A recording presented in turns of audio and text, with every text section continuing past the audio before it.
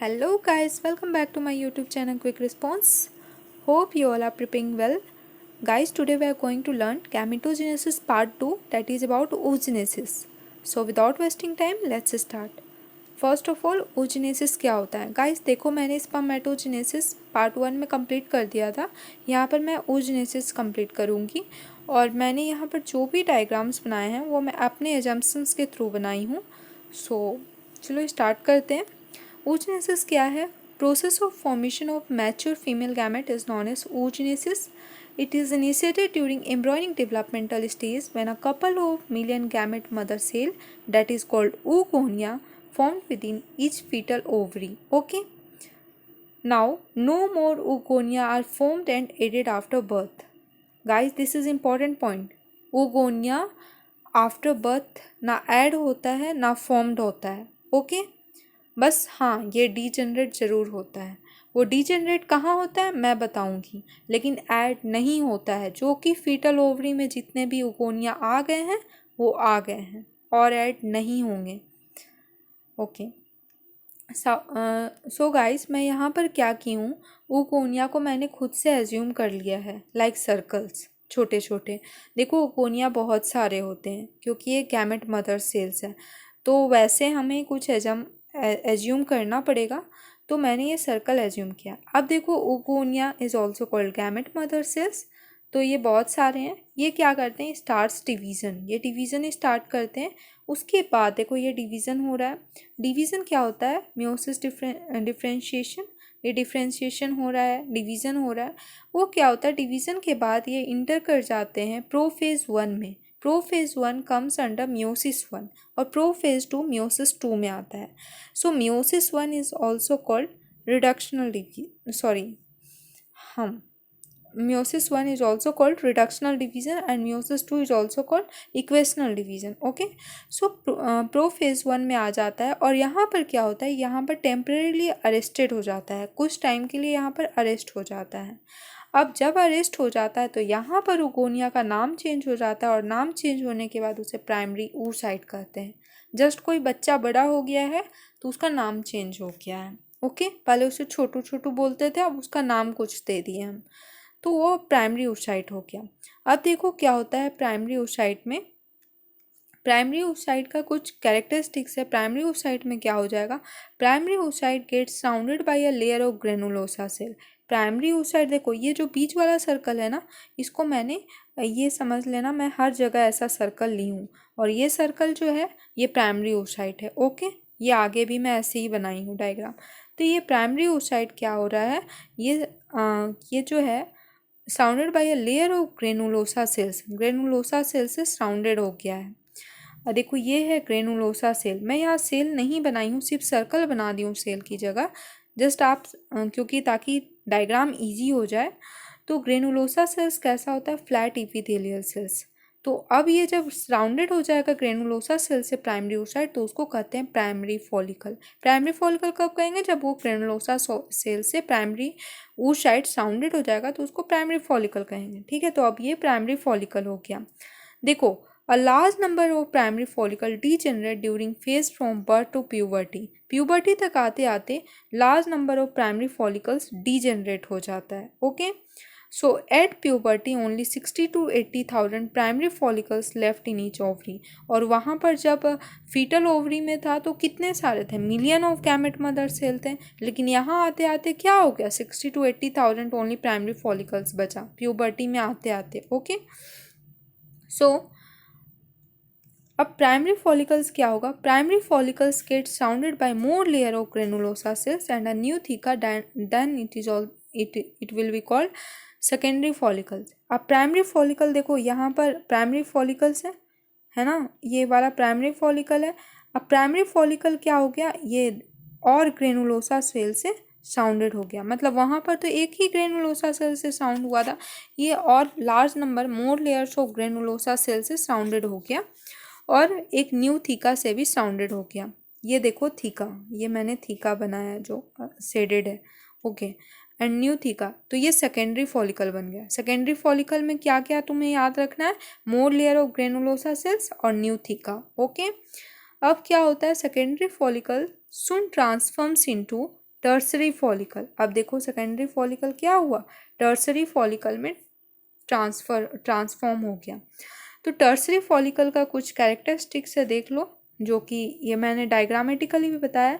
देखो मैंने बताया था granulosa cells flat epithelial cell है, आगे मैंने क्या किया है, ये इपिथेलियल सेल्स बना दिया है, और बाकी पहले मैंने बस सर्कल बनाया था। तो समझ जाना ये ग्रेनुलोसा सेल्स है। ओके, ये जो मैं दिखा रही हूँ ये ग्रेनुलोसा सेल्स है। अब देखो टर्सरी फॉलिकल क्या हुआ, उसमें क्या आ गया, fluid filled cavity called antrum. यहाँ पर एंट्रम आ गया, डेट इज क्रिसेंट शेप्ड। ये टर्सरी फॉलिकल में आया। जब सेकेंडरी फॉलिकल चेंज हो जाता है टर्सरी फॉलिकल में, तो वहाँ पर क्या आ जाता है, एंट्रम।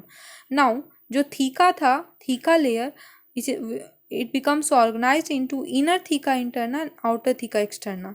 अब ये थीका लेयर देखो, ये थीका था, मैंने बताया था स्टार्टिंग में ऊपर में सेकेंडरी फॉलिकल। ये थीका लेयर दो थीका में चेंज हो जाता है, ऑर्गेनाइज्ड हो जाता है। एक inner theca interna and outer theca externa. जो थीका के अंदर है वो इनर थीका इंटरना। ओके, देखो ये इनर थीका इंटरना हो गया, ये आउटर थीका एक्सटर्ना। नाउ अब at this stage at tertiary follicle, primary oocyte within the tertiary follicle grows in size and complete first meiotic division। ये देखो ये जो सर्कल है मैं बताई प्राइमरी oocyte है।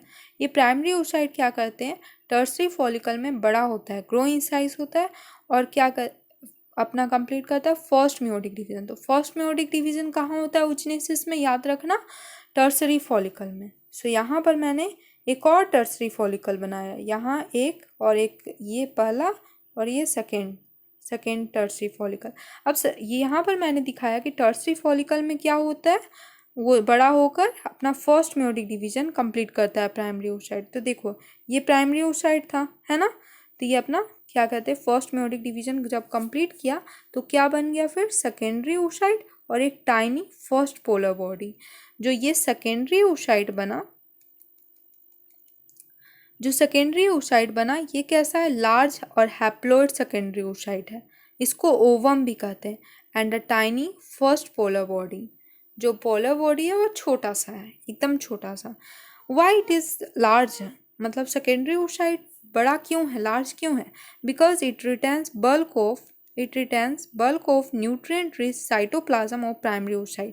ये प्राइमरी oocyte का मोस्ट ऑफ द साइटोप्लाज्म अपने पास रखता है, ठीक है, एज अ न्यूट्रिएंट। और जो पोलर बॉडी है उसमें एकदम थोड़ा सा साइटोप्लाज्म जाता है। तो most of the cytoplasm, nutrient rich cytoplasm comes under secondary oocyte। अब देखो ये क्या हो गया, टर्सरी फॉलिकल हो गया एक, और ये दूसरा टर्सरी फॉलिकल। अब टर्सरी फॉलिकल भी तो चेंज होगा ना, तो tertiary follicle change into the Graafian follicle, and Graafian follicle is also called mature follicle. तो ये हो गया ग्राफियन फॉलिकल आपका। इसमें क्या हुआ है, देखो इसमें क्या क्या चेंजेस आए हैं। जो एंट्रम था वो जो टर्सरी फॉलिकल में आया था, यहाँ पर एंट्रम इतना बड़ा हो गया, अब ये मैच्योर हो चुका है। इसमें और एक चेंजेस आएगा कि जो सेकेंडरी oocyte था उसके ऊपर एक नया मेम्ब्रेन आ जाता है, that is called zona pellucida. ये सेकेंडरी oocyte है, ये मैंने बताया था सर्कल, ये अभी किनारे चला गया। ओके, अब सेकेंडरी oocyte के ऊपर जो नया मेम्ब्रेन आ गया that is called zona pellucida. Okay guys, तो ये हो गया सेकेंड ग्राफियन फॉलिकल। अब ग्राफियन फॉलिकल क्या होता है, ruptures to release ovum by the process from the ovary by the process called ovulation. अब देखो ये ग्राफियन फॉलिकल है, ग्राफियन फॉलिकल अब बुढ़ा हो गया है, ठीक है, तो इसको क्या हुआ, अब ये ब्रेक करेगा, और ब्रेक करके क्या निकाला, ये देखो सेकेंडरी oocyte या ovum by the process of ovulation. तो इसी प्रोसेस को ओव्यूलेशन कहते हैं। When Graafian follicle raptures and release ovum from the ovary, that process is called ovulation. Okay, now अब देखो जब क्या होता है आफ्टर ओव्यूलेशन, एक minute, after ovulation raptured follicle left in the ovary. देखो आफ्टर ओव्यूलेशन क्या हुआ, ओवम तो निकल गया लेकिन जो फॉलिकल था वो तो बच गया ना, वो ओवरी में जो बच गया वो क्या हुआ, कॉर्पस ल्यूटियम में कन्वर्ट हो गया। और कॉर्पस ल्यूटियम क्या करता है, प्रोजेस्टेरोन रिलीज करता है, mainly corpus luteum progesterone release करता है। और वही अगर जब लेडी प्रेग्नेंट हो जाती है तो कॉर्पस ल्यूटियम प्रोजेस्टेरोन रिलीज नहीं करता है। ओके, कॉर्पस ल्यूटियम डीजेनरेट हो जाएगा आफ्टर सम टाइम। तो यहाँ पर क्या कहते हैं, corpus luteum mainly progesterone release करता है। Okay, now why is unequal division of cytoplasm seen in meiotic division. देखो गाइस, 2 क्वेश्चन थे जो एनसीईआरटी में आए थे, उसी को मैं डिस्कस कर रही हूँ। Why is unequal division of cytoplasm seen in meiotic division. Unequal division क्यों होता है साइटोप्लाज्म का?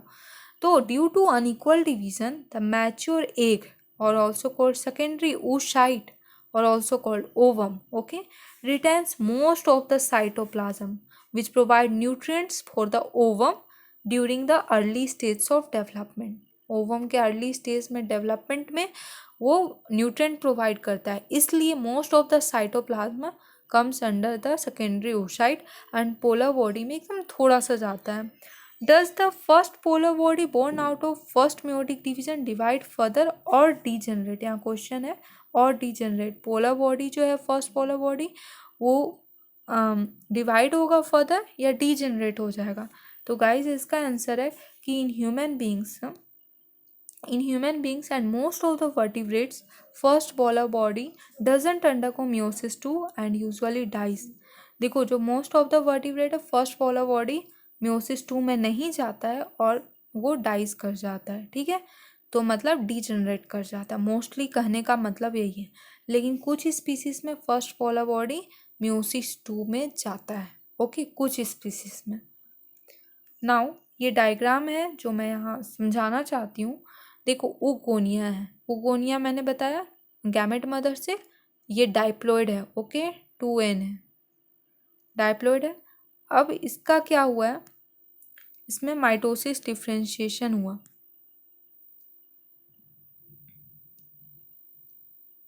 माइटोसिस डिफ्रेंशिएशन हुआ, क्या बना? Primary oocyte। ओके, तो प्राइमरी oocyte यहाँ भी प्राइमरी स्पर्मेटोसाइट्स और प्राइमरी oocyte। देखो, स्पर्मेटोजेनेसिस में प्राइमरी स्पर्मेटोसाइट और यहाँ पर प्राइमरी oocyte क्या है? ओगोनिया भी 2n, प्राइमरी oocyte भी 2n। वहाँ पर स्पर्मेटोगोनिया भी तो 2n था ना, यहाँ भी 2n। ओके, मतलब डाइप्लॉइड। प्राइमरी oocyte भी डाइप्लॉइड। अब देखो, प्राइमरी oocyte का फर्स्ट मियोटिक डिवीजन कब होता है? ओव्यूलेशन से पहले। सेकेंडरी oocyte का जब डिवीजन होता है तब उसको ओव्यूलेशन कहते हैं ना। तो यहाँ पर जो ओव्यूलेशन से पहले जब फर्स्ट मियोटिक डिवीजन होता है प्राइमरी oocyte का, तब तक प्राइमरी oocyte 2n ही है। अब जो सेकेंडरी oocyte बना ये हो गया n, मतलब हैप्लॉइड। और जब फर्स्ट मियोटिक डिवीजन हुआ तो क्या निकला? सेकेंडरी oocyte और एक फर्स्ट पोलर बॉडी। अब फिर सेकेंडरी oocyte से क्या निकला? Bye the process of ovulation ovum और एक सेकेंड पोलर बॉडी। तो ओवम क्या हो गया? हैप्लॉइड। तो 2 चीज़ हैप्लॉइड हुआ, सेकेंडरी oocyte और ovum. Oogonia and primary oocyte क्या है? डाइप्लॉइड। और स्पर्मेटोजेनेसिस तो मैंने बता दिया है। सो गाइस, मैंने ये आज oogenesis भी डिस्कस कर दिया। अगर गाइस आपको अच्छा लगा हो तो प्लीज़ लाइक एंड सब्सक्राइब कर देना यार। And have one more thing, if you want any specific topic or trick then please comment me and notification icon को press कर देना so that you will be notified as soon as after uploading the video. Thank you.